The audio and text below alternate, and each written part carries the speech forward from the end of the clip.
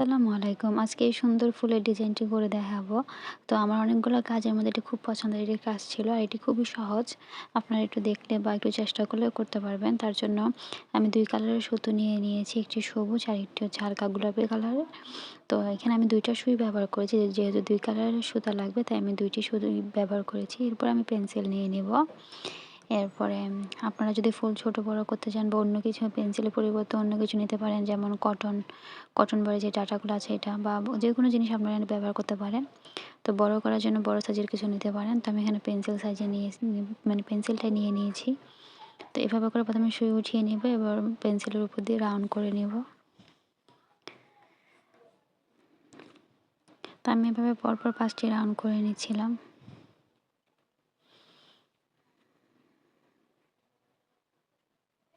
আপনারা যদি কলি বা ফুলটা একটু বড় করতে চান তাহলে আপনারা বেশি দিয়ে নিতে পারেন, অথবা যদি কম চান তাহলে 2টা 1টা দিয়ে নিতে পারেন। যেমন আমি ছোট ছোট এগুলোর মধ্যে 3টা মানে 3 বার রাউন্ড দিয়েছি, এখানের মধ্যে আমি 5 বার দিচ্ছি। তো আপনারা এভাবে করে করে নেবেন।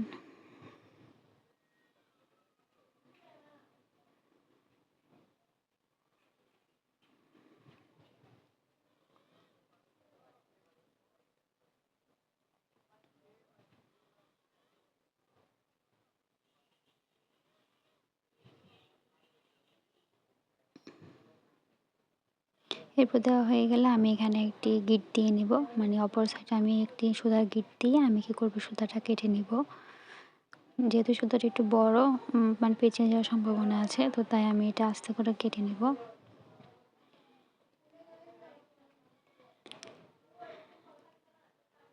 এরপরে কেটে নেওয়ার পর আমি একই রকমের করে সবুজ সুতো নিয়ে সবুজ সুতো দিয়েও পেন্সিলের উপরে রাউন্ড করে নেব। তো আমি সবুজ সুতার রাউন্ড আমি 3 বার করে দিয়েছিলাম। তো দেখুন নিচের দিকে মানে এটা একটা ফুলের মানে ডাঁটা বোঝানো যায়। ডাঁটা বোঝানোর জন্য আমি এই সবুজ কালারটা ইউজ করতেছি।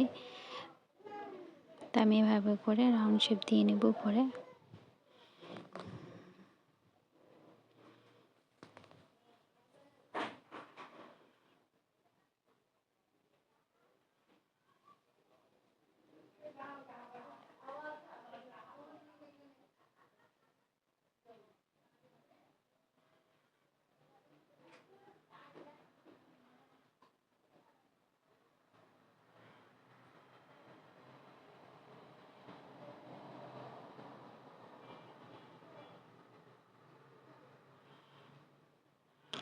এ পর্যায়ে শেষ হয়ে গেলে আমি সেম গোলাপি কালারটার মতো এখানে একটা নট দিয়ে নিব।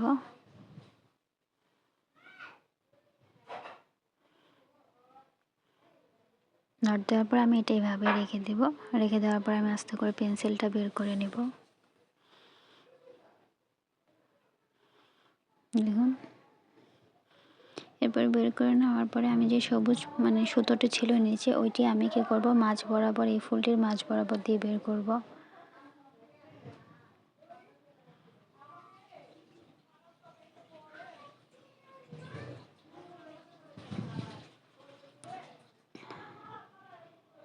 এবার আমি হালকা একটু টান দিয়ে নিচে এটা আবার একটু ফুট দিয়ে নিব।